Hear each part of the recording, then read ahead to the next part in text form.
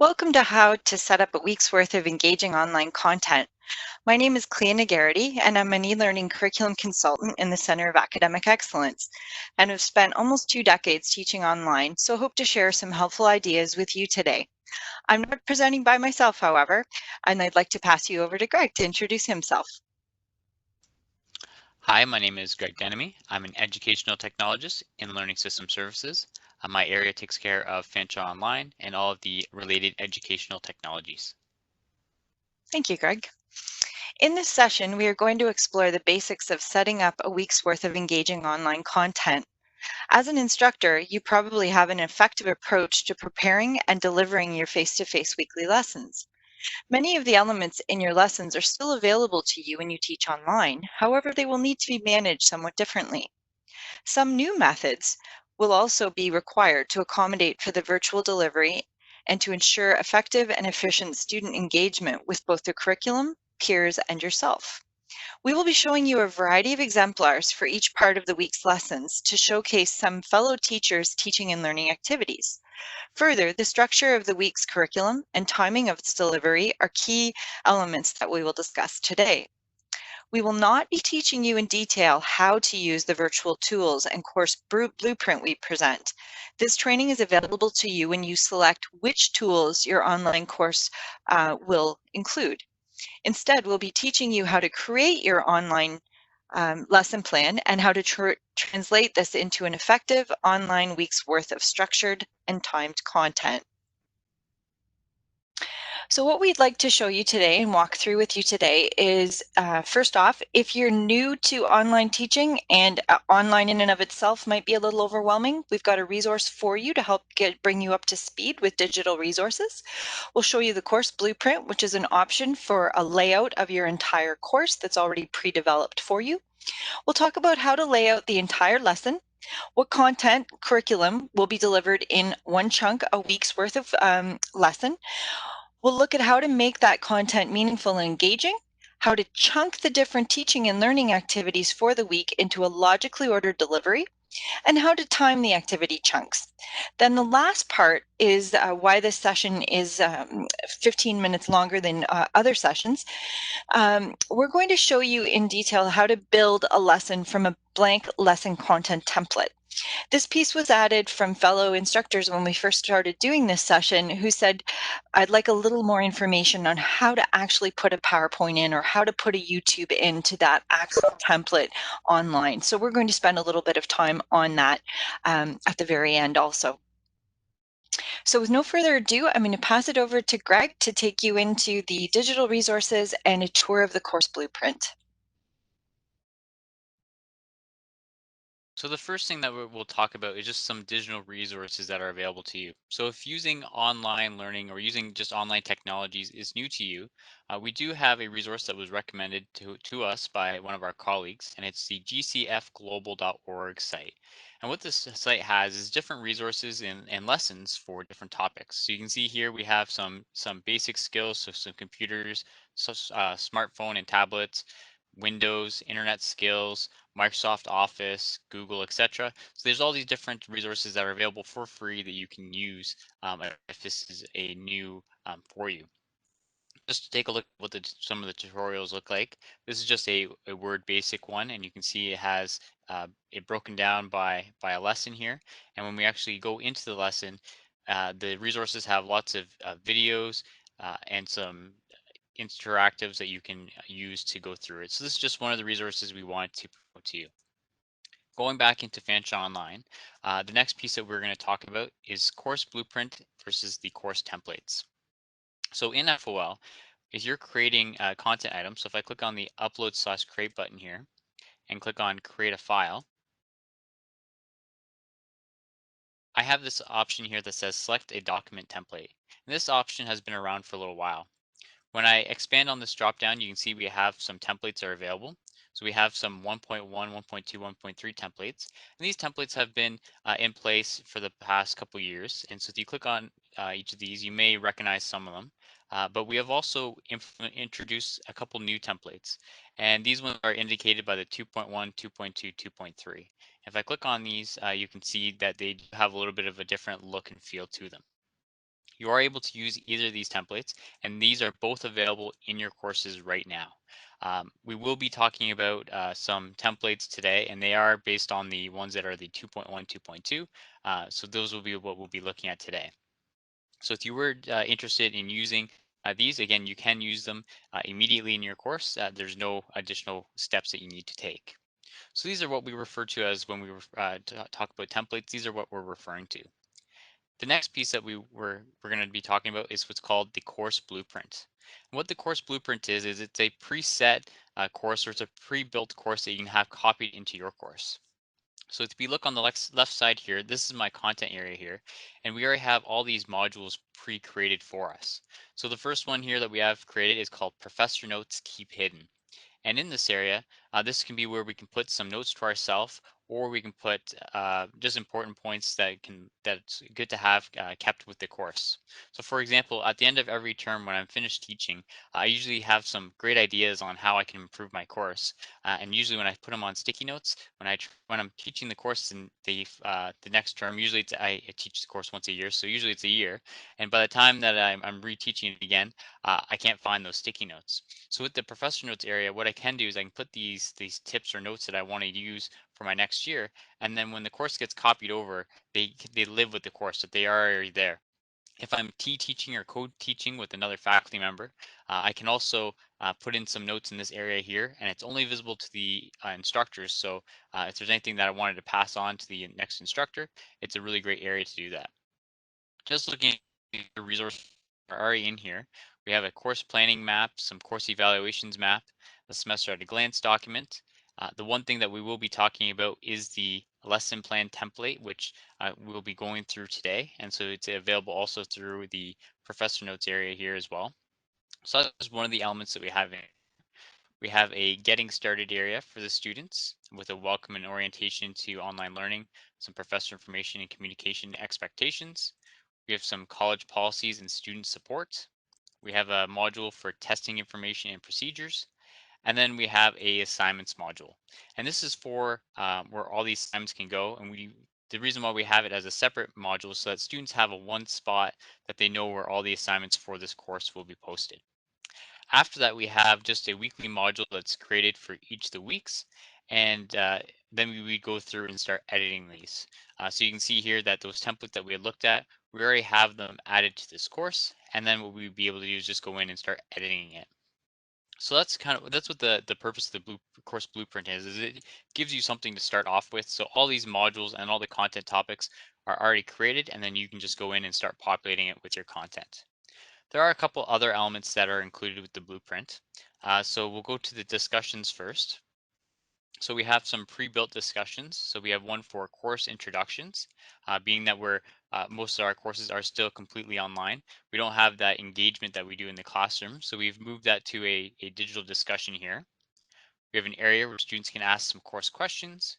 We have an option for students to ask their peers any questions that they have about the course or their program. And then we have an assess your learning, which we'll be talking about next. In our surveys area, so under communications and surveys, we've created a survey week.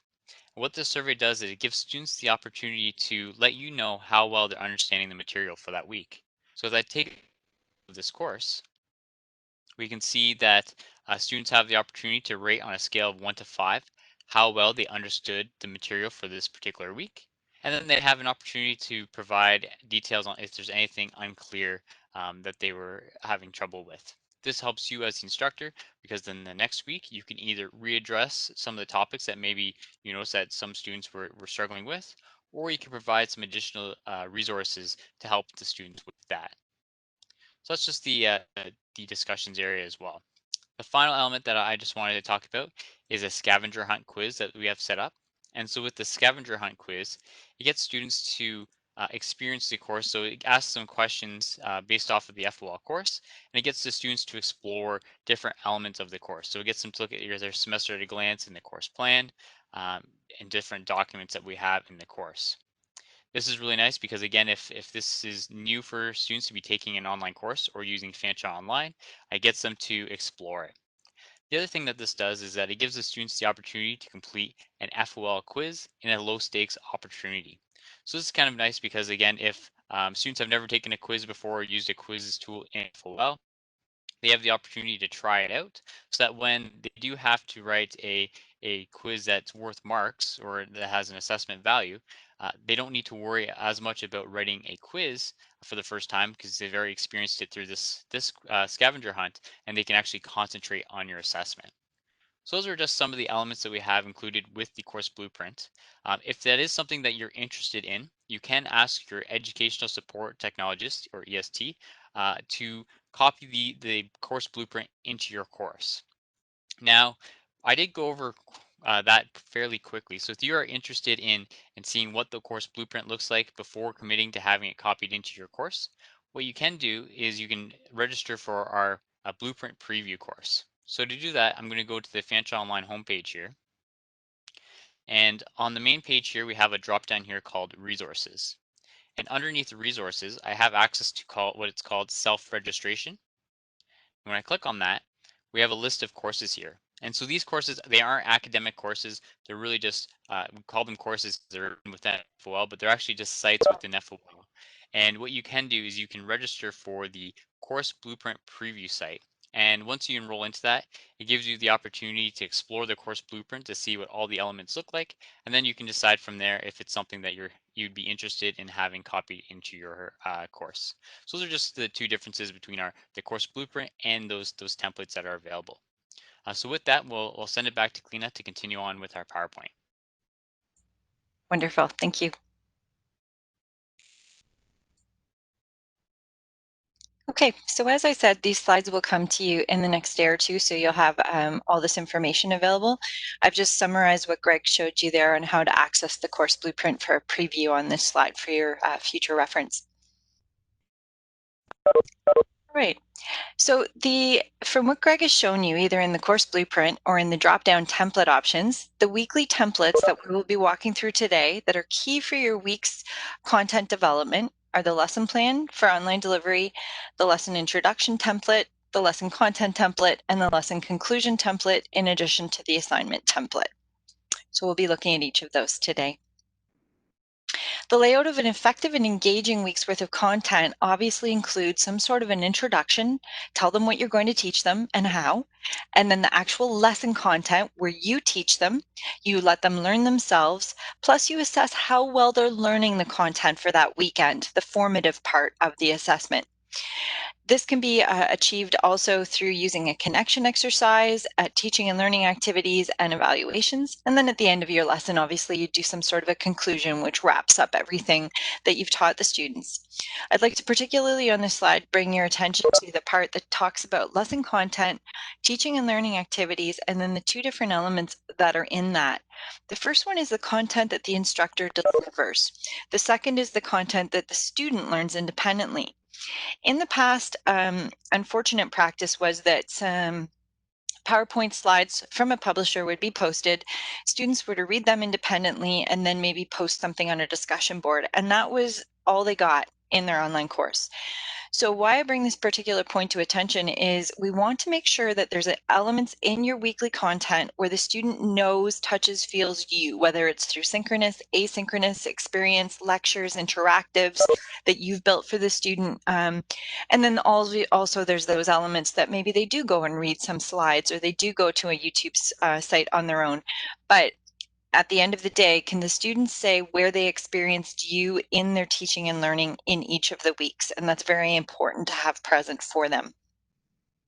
So the basic teaching and learning and evaluation components look something like this. We deliver course content, we have the students do some learning on their own, and then we evaluate them fulsomely on what they learned, both formatively and summatively. So here are the top 5 things to consider when preparing a week's worth of meaningful online content. The first is the learning outcomes for that lesson that you're going to be delivering, and the students will be learning. Again, the engaging content that you, the instructor, delivers, engaging content the students learn independently, evaluations, and then we add in also the timing and the layout of the lesson to ensure that we have all the elements in place for an engaged experience for the students and yourself. What is on the screen now is the lesson plan document. This is particularly developed for online delivery. This is used to ensure all lessons areas are intentionally considered before developing and putting materials online. We'll be working through this lesson plan and its accompanying online templates throughout this session. Basically, the lesson plan template is your planning document. The students never see this lesson plan template. What they do see is you bringing the content of this template to life by the templates that we're going to show you online that you then will populate with the content that the students will touch and feel and engage with. So from a high level point of view, the lesson plan template includes course and lesson details, lesson learning objectives, so that's at the lesson level, then how they connect to the course learning outcomes and the essential employability skills that you're expected to teach within that course. Then we go into the teaching and learning activities, which are the meat and potatoes. We want to see both static and dynamic or engaging activities, which we'll speak to throughout this session, and also the approximate timing breakdown for each of these activities. Then we move into checking for understanding. We call that formative evaluation, and then into summative evaluation, which is the actual graded component of the student's experience in the online week. So where do we start? We need to start with the course learning outcomes because these are what are measured in your course evaluations. We can find the course vocational learning outcomes along with the essential employability skills you're responsible to teach throughout the course in the course outline. I've posted on the left-hand side of the screen an example of the course learning outcomes for a Math for Hospitality course at our college. We can find the course evaluations in general in the course plan. I bring your attention to the right-hand side of the screen. But specific evaluation details are often found in your semester at a glance or a schedule at a glance that you create that enhances the content of the course plan with more specific details for the students. So with our learning outcomes, the key in developing your week's worth of content is to determine what course learning outcomes and essential employability skills you are supporting in your lesson, and to determine the bite-sized pieces of that course learning outcome and essential employability skill that you will be teaching just in that 1 week. Ideally, you'll have done a rough sketch across your entire course and allotted the course learning outcomes across the usually 14, 15 weeks, in this case 13 weeks, to ensure you're covering them all. What I'm going to do here is I'm just going to walk you through an example of what I mean by this. So you've identified your course learning outcomes and your essential employability skills that you're going to cover in part in this 1 week. So for example, let's say the course learning outcome was to bake a poppy seed loaf. By the end of the course, the student will have to be able to demonstrate they can bake a poppy seed loaf. Additionally, and one of the essential employability skills that the student will have to demonstrate by the end of the course is locate, select, organize, and document information using appropriate technology and information systems. So now we're going to break those learning outcomes into bite-sized pieces. We'll call them lesson learning outcomes. So when we start with the bake a poppy seed loaf, I've decided that we are going to identify a variety of ingredients used in poppy seed loaf recipes and also locate quality ingredients from the local source. So as you can see, I've taken the big evaluation of bake and broken it into smaller evaluations, identify, locate. I've done the same for the essential employability skill. In this case, for the lesson, the students will just research different poppy seed loaf recipes. Can also see that the blue verbs, are what you're evaluating. So in the lesson, you're evaluating identify and locate, and you're also evaluating research. Whereas by the end of the course, the student will have to be able to demonstrate the bake, locate, etc. from the high level learning outcomes for the course. So now that we understand how to use the course learning outcomes and essential employability skills to create the lesson learning outcomes and connected evaluations to determine what needs to be taught and assessed in the course for the week, let's work on chunking them into the weekly lessons by using the lesson plan document as our guiding tool. So displayed on the screen is the first part of the lesson plan I showed you a few minutes ago for online weekly development. At the beginning, we obviously put in the course code and name, topic of the lesson, if there's a purpose you want to identify, how many hours this lesson should be. So maybe you were usually teaching Tuesdays from 3 to 6, and you'll still be teaching 3 hours worth of content, but now in a virtual experience.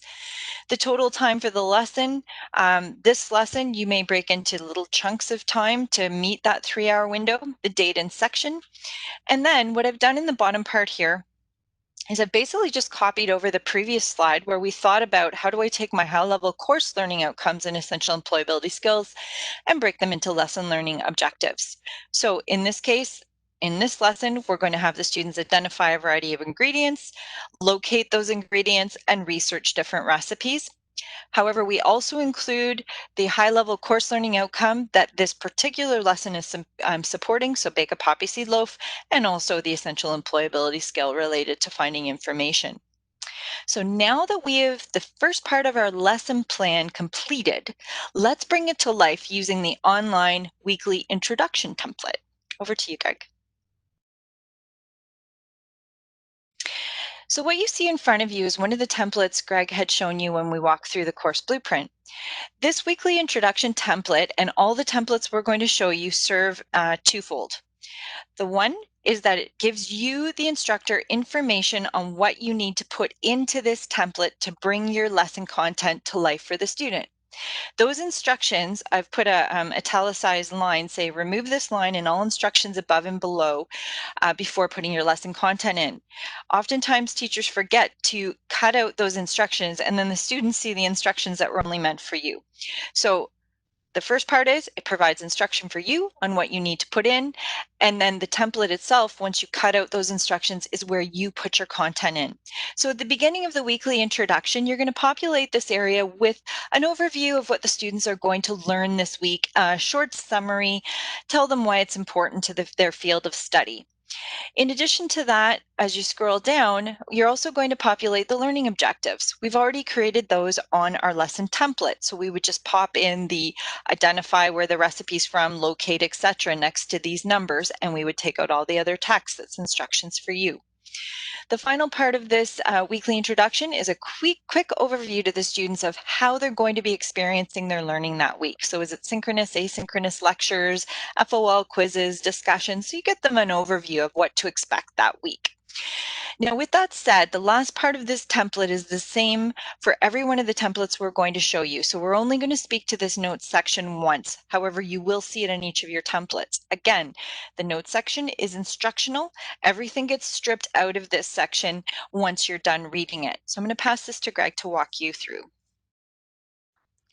So the notes here just has some tips for using the template. So the first one here is about the banner. So it gives you some dimensions for the banner. So if I scroll up to the top here, you can see we have this nice banner here. But if you had an image that you wanted that was more related to your program or to your school, you are able to replace this image with another banner. But these are just the recommended dimensions that we have if you were to replace it. There's some tips on using the accessibility checker, which is built into the HTML editor within FOL. And then it has some tips for copying and pasting text. You are able to use, so we have this little info box here that has just the information about the using the Control Shift V to paste the text. But you can reuse this iBox if you did have a use for it in your content. And in a little bit later, when we look at some other examples of faculty's content, you will see where someone else has decided to reuse this little information box. So now what we'll do is we'll take a look at a faculty member's introduction. So this introduction content item is provided to us by Graham Thomas from the School of Health Sciences. So we thank him for sharing this resource. And so when we take his, you will notice that his color schemes and background image are slightly different. This is because when we were first using the template, they hadn't been brought through the reputation and brand management yet. So our new templates have all been branded by reputation and brand management with the proper colors and with the college images. But so the format is the same, it's just a little bit different looking. So you can see here that Graham has his introduction here. He has his 2 learning objectives listed here, and then he has the learning tasks of what the students are going to complete for this week. So you can see it is nice and simple, and this is the an example introduction that you can look at. So with that, we'll go back to Kleena with the PowerPoint to continue on. Thanks, Greg.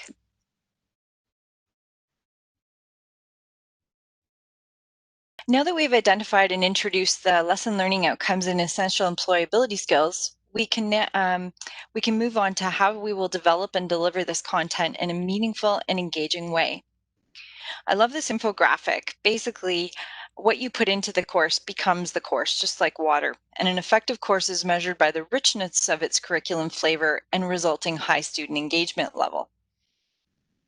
So now let's look at the different types of content and learning. The first one we're going to look at I call static content, which is connected to passive learning. This includes the on-site instructor posted content. On-site, what I mean by that is the material you post on the FOL course site. This content is material that the student assesses, but there is no active engagement.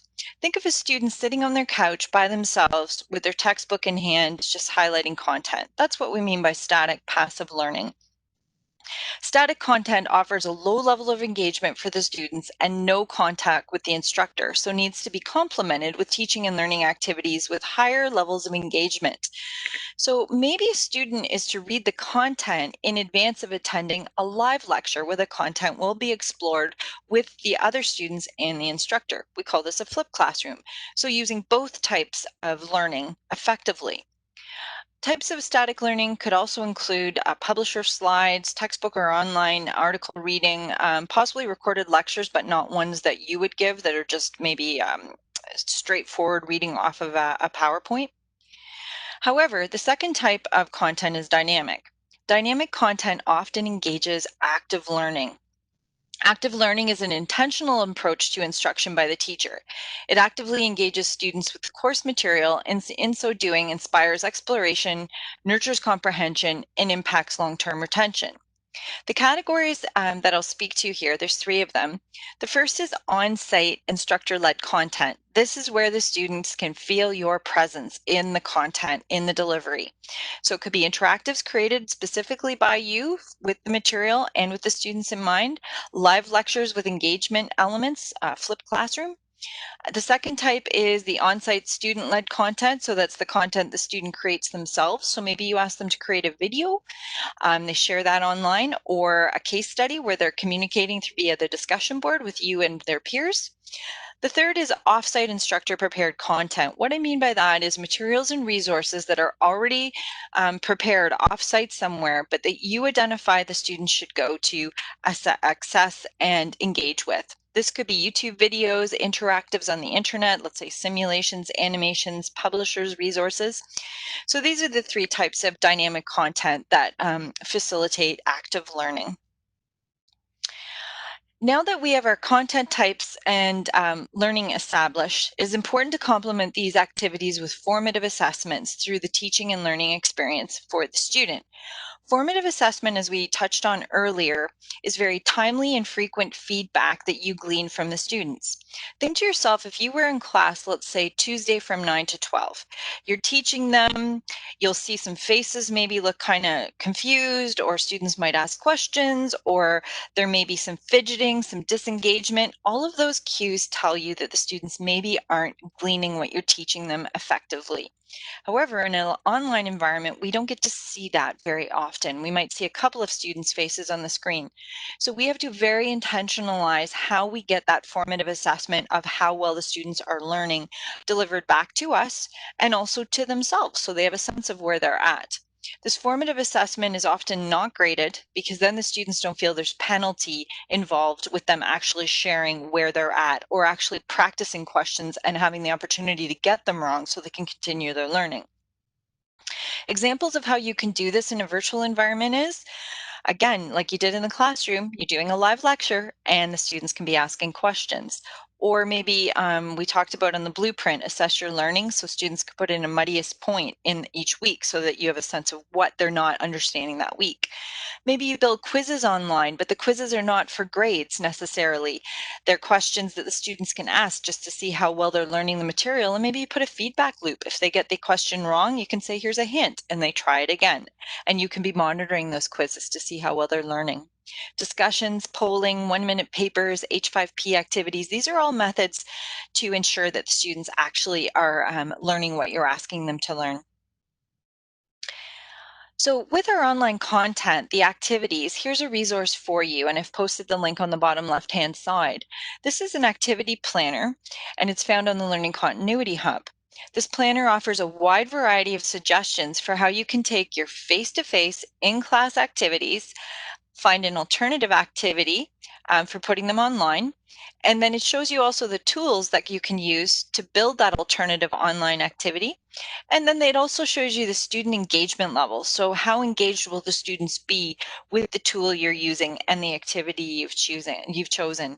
This is really important as you go forward to have a sense of how can I take that amazing face-to-face lecture and now put it into the online world. So I would recommend that you go here and look at this activity planner. There may be information in there you hadn't even thought of for how to put your courses online. However, you don't have to create all the content yourself. It is good in addition to the resources you create yourselves using the tools on the previous slide to look for those already existing. This slide offers offsite activities, the ones I referred to earlier that you select and ask the students to go off the FOL content page to go and view. These include tools, multi-subject websites, simulations, animations, virtual labs and games, math and apprenticeship-specific resources, open access resources, and information on effective online discussions. This slide content has been populated with resources Greg and I have found effective, in addition to resources that fellow instructors at Fanshawe College and at the provincial colleges have offered as also effective. However, we are not the subject matter experts in your field, so we leave the assessment of the accuracy and appropriateness of the resources to you to determine. One I would like to bring to your attention really quickly here is the H5P open access site. Greg, would you mind speaking to that for a moment? Sure. So H5P is a tool that allows you to create interactive content without any programming experience, and we'll be seeing some examples shortly from some other faculty of what they've created. But the eCampus Ontario is a consortium of all the Ontario colleges, and what they did was they set up this site called H5P Studio, where faculty could share their modules that they've created. So it's a really great site, so you can check it out to see if there's any modules that have already been created that are related to the courses that you're teaching. And if you see something you like, you can actually download it and then upload it to your FOL site. So it's a really neat tool, and there's some really great examples of what other faculty are doing. And again, the nice thing about it is that it is all Ontario colleges, so it's all Ontario curriculum.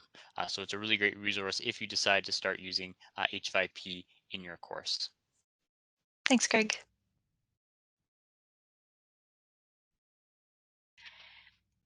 So if you're using college tools such as H5P, FOL, Bongo, Virtual Classroom, Bongo Video Assignment, Kaltura, these have all been assessed and approved by Fanshawe College regarding digital privacy for students and faculty.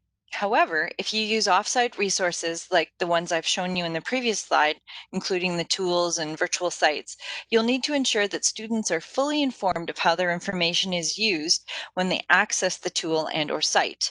This can be completed easily by you going to the site yourself, taking a look at the privacy policy or statement, making sure you're okay with what it looks like, there's nothing in there untoward, and then copying that information, that site, into your course, and then just referring the students to the link to go and look at that privacy information to make sure that they're fully informed before they access those sites. This methodology also aligns with the Quality Matters standards that we at Fanshawe are expected to follow. The slide itself here speaks to what I've just discussed, but it also gives further information around college policies when it comes to e-learning and freedom of information. So feel free to refer back to this slide and to those links if you'd like to in the future.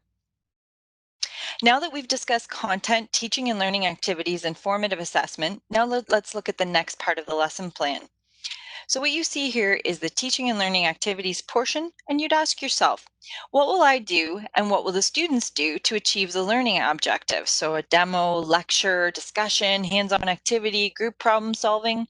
And when you're thinking about those activities for you teaching and them learning, it's important to break them into those two categories of content we spoke about, the static and the dynamic or engaging.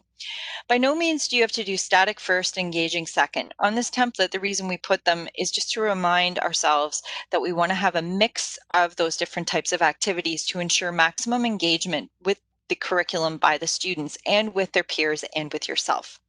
The right-hand side, when we decide which activities, we want to think about how much time and we want to write that in there. The best way to do that is to sit back and say, okay, how did I do this in the face-to-face classroom? Approximately how much time did I spend lecturing before I asked the students to maybe do a question, a solution? And then did I lecture again or did I discuss it for a while? So think of how you broke that down and then put that approximate timing in there to meet your, let's say, 3 hours worth of content per week that you're responsible to teach the students. Whatever you would have done in that 3 hour block face to face needs to reflect itself here in the teaching and learning activities. The next part is you're checking for understanding. This is that formative evaluation.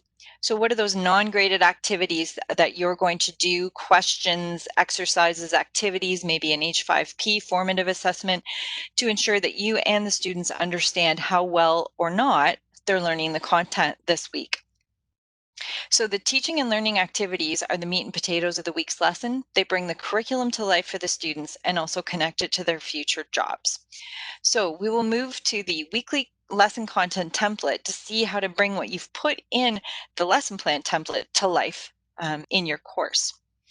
So again, what you see here is another template. This one, just like the weekly introduction, now we're into the weekly content page. The page you're seeing in front here has a lot of information in it that you would see if you were using the course blueprint. However, the part, if you were used the drop-down template from your existing course with the 2.0s and whatnot, it wouldn't include the part, the professor's notes or below where it says the exemplars, the asynchronous professor delivered lecture, etc. However, you still would have the basic instructions and the layout we're going to show you.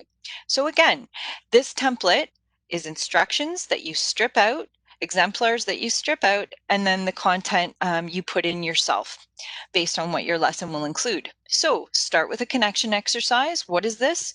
Well, how does this week's lesson connect to last week's lesson, and come up with some sort of an exercise on how to do that. We'll show you an example in a moment.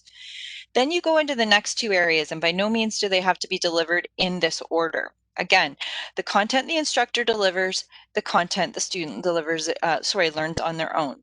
Within these two sections, you'll be doing both static and dynamic types of activities. So starting with yourself, the content the instructor delivers. Ask yourself, what is the content you as the instructor will deliver this week? And then what formative assessments will you do to ensure that the students are learning what you're teaching?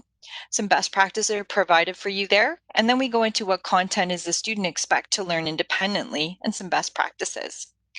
The next part is the course evaluations. These are the summative, these are that are actually marked. So we have the students, the information is presented here so the students know exactly what to expect that week if they're going to be graded on something. Now, you don't always have to have a graded element to your week. Sometimes it's a couple of lessons and then they have a test. However, every week should include a formative assessment, but not every week necessarily has to include summative assessment. The last part of this template includes the timing of the week's activities. So this is where you ask yourself, how will I break my 3 hours down? What am I going to put in each of those chunked areas? What will the sequence of the learning be throughout those different types of learning activities? And then have I met my full 3 hours of delivery if your course is a 45-hour course, for example? The end of the template, we won't go through because this is that same notes that we talked about before, just to give you information on accessibility banner, etc. So if you're anything like me, show me what this sucker should look like. There's lots of text on this screen, but show me what this content might look like. So I'm going to pass that over to Greg to showcase a number of different views of instructors' templates. So we have three examples here from faculty, and so these are their content from their courses. So the first one here is from Catherine Nanton, and she's from the School of Public Safety. And her content item here, we just wanted to show you another way of how to deliver content. So with Catherine, what she did was she decided to use a product called Adobe Presenter. She was able to record herself on in the recording here on the left side, and then on the right she had her PowerPoint in which she went through and narrated it. She was able to upload this to YouTube, and so then just so you can see what the effect is here, you can see that she's narrating as she goes through the PowerPoint. So that's just one of the ways that she was offering her content. So the next one that we're looking at is from Graham Thomas from School of Health Sciences. And so he did use the content template here. You'll notice that he decided to remove the banner, which is totally okay. He has the text information here about his content. He has the three core principles.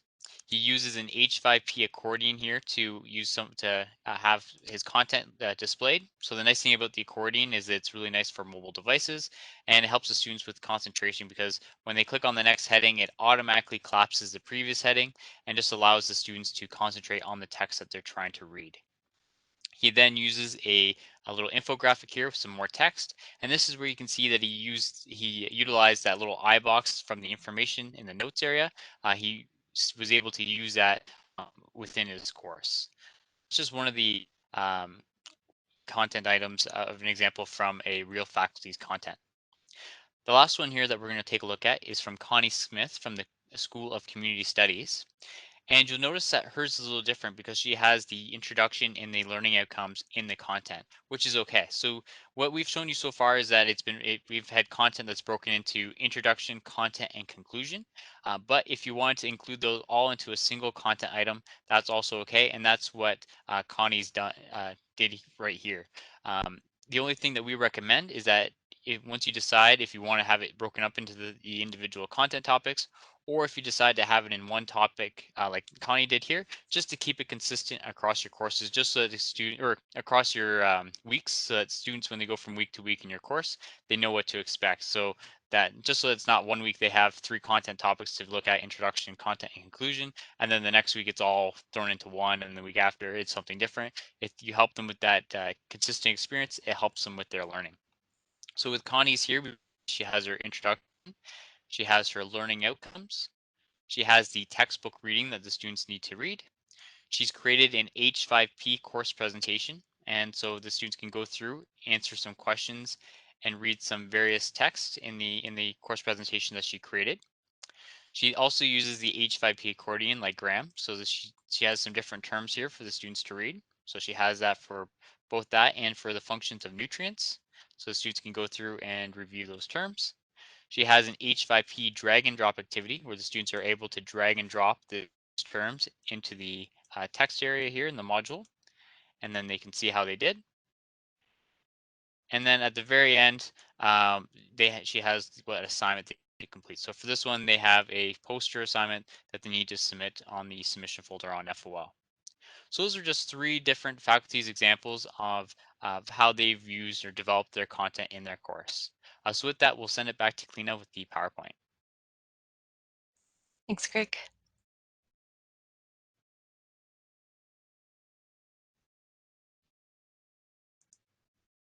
What Greg and I have created here is a checklist tool that you can use if you'd like to assess how effective your course is with respect to content as you, the instructor, delivers it.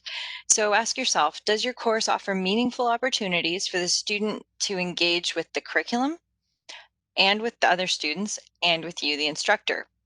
Does it offer active learning opportunities for the students with the curriculum and other students? And also, can that student put their finger on where they experience your presence in the curriculum delivery each week? So many instructors entering the online teaching world for the first time struggle with how to take a 3-hour, beautifully prepared and delivered face-to-face lecture with lovely PowerPoint slides and group activities and interactive questioning of students, how to take that into the virtual world. Well, if you are this instructor, congratulations, you are already well versed on how to chunk your material with group activities, interactive questions, in addition to a live lecture.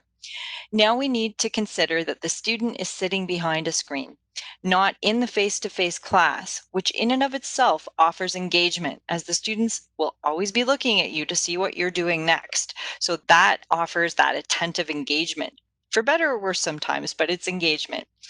So how do we take this perfectly connected chocolate bar, i.e. your face-to-face class delivery, and break it into manageable sized chunks for the student to comfortably digest? Too small, and the chunk of learning might be overlooked, or the student might find it frustrating, i.e. too many little things to do. Too big, and the student may lose interest due to attention span. So say to yourself, how did I deliver my week's content in a face-to-face environment? And if this is the first time you're delivering the course, how might I deliver it in a face-to-face environment? Because that's often much more familiar to us. Then look at our lesson plan. What are our objectives? Chunk that content into those reasonable pieces using the static and the dynamic activities, and also your formative assessment. Also consider the level of engagement of your learners. Maybe a level 1 student isn't as sure how to engage in a virtual experience. You need to nurture that a bit more. Think of your type of learner. Are they more theoretical, cognitive, or are they more hands-on? So develop your activities based on that and time them accordingly. And then make sure you stay within the 3-hour time frame. What did I teach when I stood in front of the students 9 to 12 on Tuesday? That's what should show up in these teaching and learning activities. So now that we've figured out what chunks of content we want to present, we need to look at how to time the activity chunks effectively. This slide and the next two examples are from instructors who have chunked their lessons. These are examples only. You will need to determine what is realistic for your course and your students when you time your lessons, okay? So the passive activities are in green and the dynamic activities are in purple. This variation in activity types is intentional to keep the students engaged. So our first instructor offered a 3-hour course content timing involving use of the weekly intro template where they just typed in the content, so it was passive. Then they moved into a connection exercise, which was an H5P activity that they'd built. So that's why it's purple, it's dynamic. They thought it would take about 5 minutes for the students to complete both of those first tasks. Then they did a live lecture where they allowed for question and answer opportunities between teachers and the students and students. Then they prepared another interactive formative activity, which they thought would take the students 15 minutes to do. A 30-minute independent reading they assigned the students of lesson content, which had to be done before then the 30-minute flipped live classroom experience. Then the instructor posted a 30-minute lecture that was recorded, so passive, and then into a 5-minute conclusion where they just typed in what was coming for the next week and what you'd completed for this week. It's important to remember that the content in your course lesson is what you would have delivered in those 3 hours face to face, and not to confuse it with what then will be the homework for the student. So in this case, the instructor thought, okay, when the classes ended, then the students are responsible to complete a summative quiz online. They should read about 1 hour's worth of textbook readings, and they'll also do some work on the Bongo video assignment tool with their group. The second slide offers a slightly different approach. So the instructor this time actually recorded themselves doing their weekly intro, and that was about 5 minutes in length, where they welcomed the students, introduced what they were going to be doing that week, and provided announcements. Then they did a 5-minute connection activity that was just typing, so it was passive, a 30-minute mini recorded lecture, again passive, and then they created an interactive formative activity. In this case, it was an H5P exercise where a little bit of information was shown, and then the next slide, the students had to answer questions and see if they got it right or wrong. Then they did a really neat experience for the students. They lectured live online for 30 minutes. Then they followed that up by 15 minutes where the students were still online with them, but they broke them out into groups where the students discussed elements of a case study. And then after the 15 minutes, the students were brought back into the classroom to share that information with the class, very much akin to what you might do in a face-to-face environment. That took quite a bit of a chunk of time for the lesson. So that was a whole hour's worth of delivery with a variety of different elements within it. Then the teacher posted a YouTube lesson and a 5-minute conclusion. The homework for this week for this student was 30 minutes reading about a case study and posting online in the discussion board, some textbook readings, and then working with their group on a presentation that was upcoming. So why we gave you these two examples is as we did this session, professors were saying, but what might it look like? What might this timing look like? So we've just given you these two examples to help you along, in addition to what Greg had shown you with the lesson content, the exemplars a few minutes ago, and more to come in a few minutes. So now we'll return to the lesson plan for its very last section. The evaluations for this section are summative, i.e. they're what's graded. Those could be your assignments, your tests, your midterms. These course evaluations obviously are found on your course plan and semester at a glance. They may also have to be adapted for the online environment. And the final part of the lesson plan is what we call reflection. So we say to ourselves, did my teaching this week, did the students' learning actually meet the learning objectives for the week? Also, we can put here what worked, what didn't work. So when we're going forward in our course, maybe for the next week, we can tweak how we delivered it, or for the next delivery of this particular lesson in our next semester, how we might tweak it to enhance it and or remember what went really well and keep it in this lesson. So we're coming back to the activity planner to further our conversation on online evaluations. The activity planner, which is on the Learning Continuity Hub, again, I've put the link in the bottom left-hand corner. It also has evaluations. Keep in mind, you'll need to scroll about halfway down through the activity planner's content because the first part are all the teaching and learning activities, then about halfway down are the evaluations.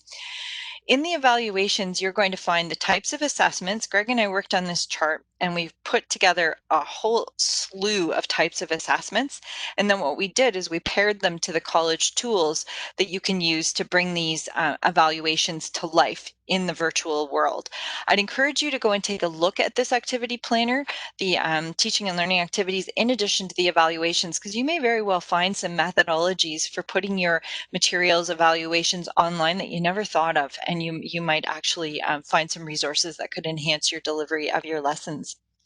So with no further ado, let's take a look at our assignment template and Exemplar.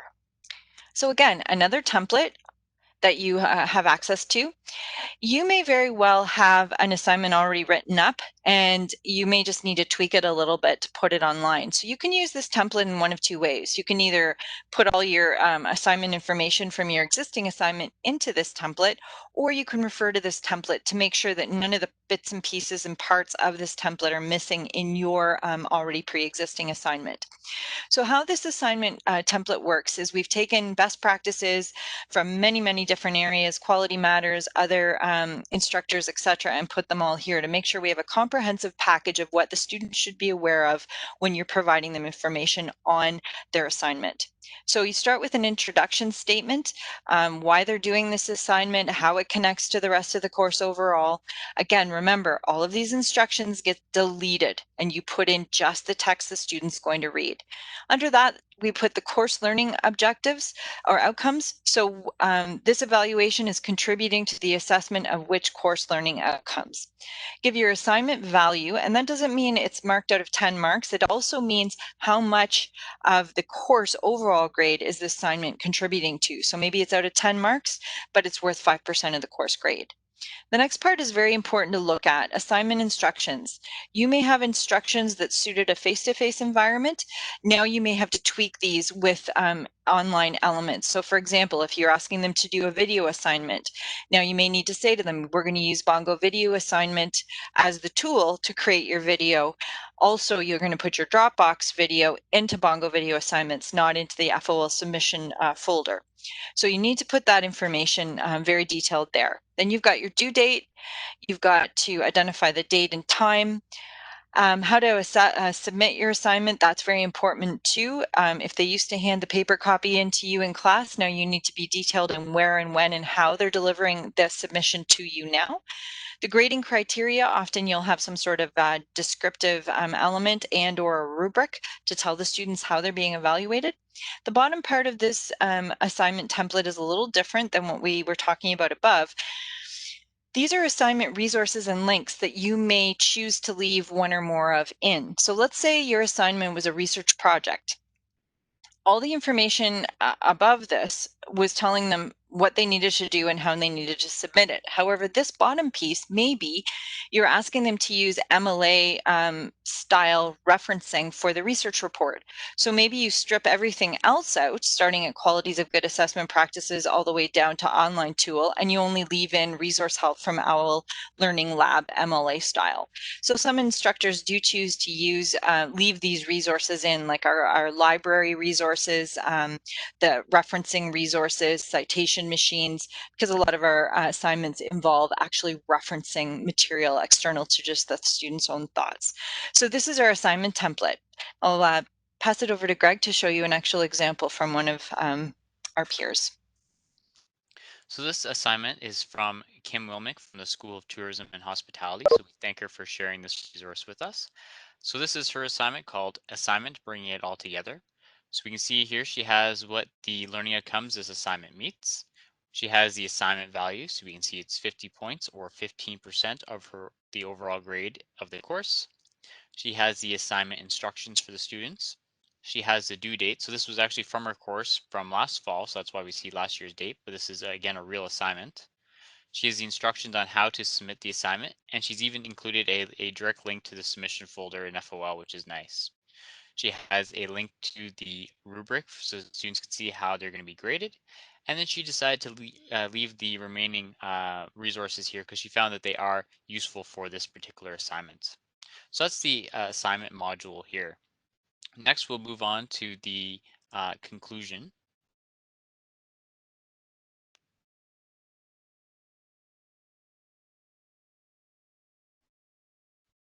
And I'll let Kalina speak to this one. So the conclusion template is very short and sweet. You're basically going to tell the students again what you taught them this past week, what homework they're expected to do, any evaluations they're expected to complete, um, how this information connects to the next week, maybe an additional learning opportunity for those keeners in your class who want to learn a little bit more about what the topic entails. And we suggest that you keep this conclusion template the same in look and feel and content each week. We found that students really enjoy going to this conclusion template because it's a checklist to make sure that they actually completed everything that you expected of them that week. So we'll show you a quick example of a conclusion template I've used in a science class I used to teach, and you'll see how quick, down and dirty, quick and easy it is.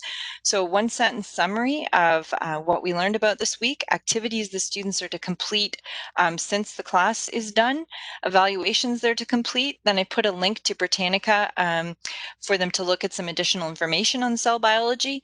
And then the next lesson told them what's coming up. So very short and sweet, this template's conclusion is.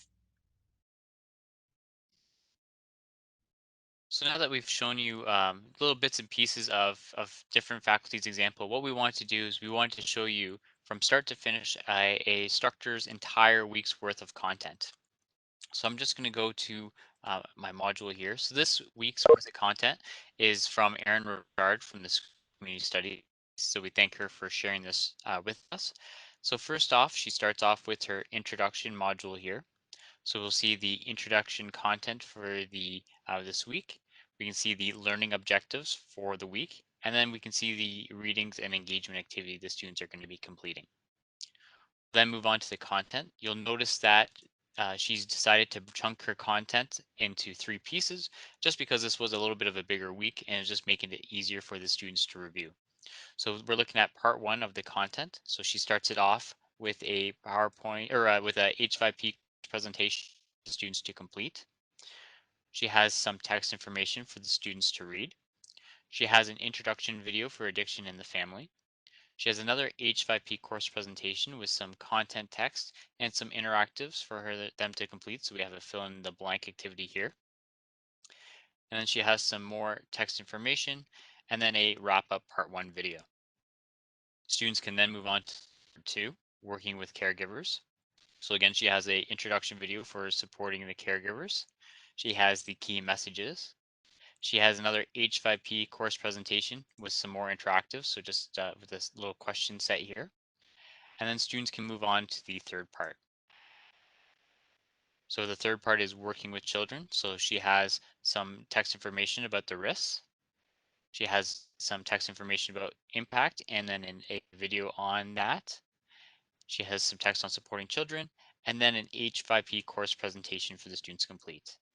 At the end, she has some text information about the assignment that they need to submit. So they need to submit their Lesson 9 engagement activity to the Lesson 9 submission folder, which she again added a direct link to the submission folder on FOL.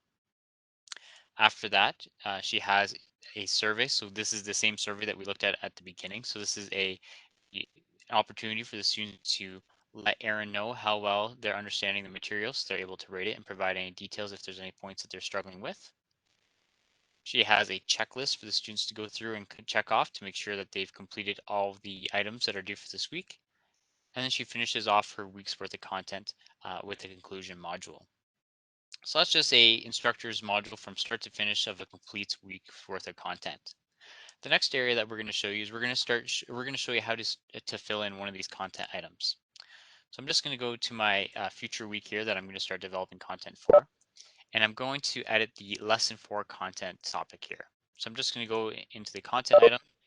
You can see that we have all the filler text in here, and what we'll do is we'll go in and start to edit this text information. So to do this, I'll just click on the drop down here and select edit HTML. And what we'll do is we'll start populating some of these fields. So the first thing that we need to do is we want to enter in our introduction text here. So again, I'm going to delete my filler text here. So I'm going to delete that. And then what I did just in advance in preparation of creating this module, I've set up a Word document with all the information that I want to include. So I'm just going to copy my introduction text here and I'll just paste it in here. You're going to notice I'm going to have a little pop-up message that pops up asking me if I want to keep or remove the formatting. Since I'm copying this from Word, if I had different fonts and stuff that I wanted from Word copied over, I could say keep formatting. But since I want it to match the formatting of the template, I'm going to say remove formatting. So it's going to remove the word formatting and it's going to make it match the formatting in FOL. So I'm just going to say remove formatting. And so there's my introduction text. The next piece here is I'm going to have my connection exercise. So I have a discussion prepared for the students. So I'm just going to copy and paste the text in there. So I have the discussion, and then what I'm going to do is I'm going to add a link directly to the discussion so it's easy for students to access the discussion forum. So I'm just going to say access the discussion here, and then I'll provide a link to the discussion. So what I do is I click on the link icon, I scroll down to discussions, I'll select the discussion that I've already created for this and then select on the discussion. So now I have a link that links directly to the discussion post for the students to be able to access. The next part is the content the instructor delivers. So I'm just going to again delete the filler text and then I'm going to add in my text. So what I have some text. So I want the students to read from the textbook. I also had a YouTube video that I wanted students to watch. So I'm going to click on the insert stuff icon. So that's the little play button here. And from YouTube, I can search for my video. So I'll search for my video.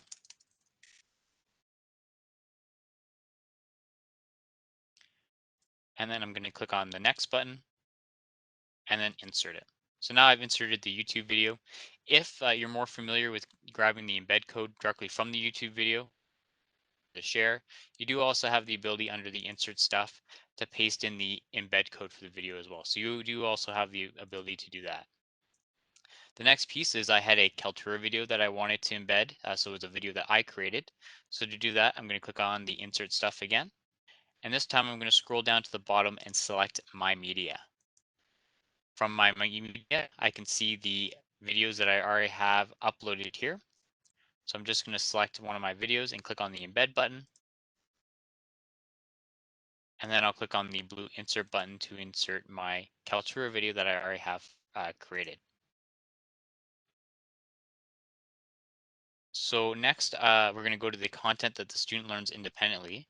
And I have a couple H5P modules prepared. So I'm just going to insert those. So to do that, I'll click on the insert stuff. I'll scroll down to the bottom and select H5P.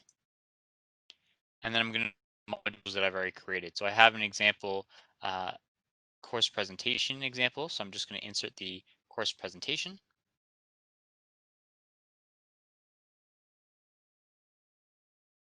And then I'll click on insert. And I also have an interactive video that I want students to watch and interact with. So I'll click on the insert stuff again, select H5P, and then find my interactive video that I have created as well. Once I've done that, I'll click on the insert.